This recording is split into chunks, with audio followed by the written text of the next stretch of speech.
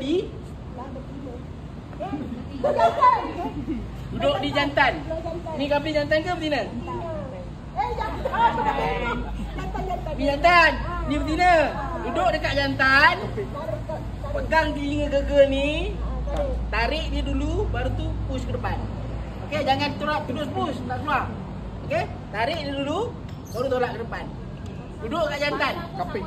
Ha? Pasang tu macam tu juga. Tarik, pasang yang Pasang tak payah.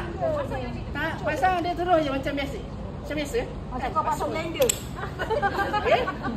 Jangan duduk dekat betina. Dekat betina. Lepas tu tolak tarik. Raya haji tak boleh. Sebab dia ada berat. Okey? Kalau dia panjang, so kalau duduk kat sini, kat betina, dia tak akan cabut. Pastikan duduk dekat jantan.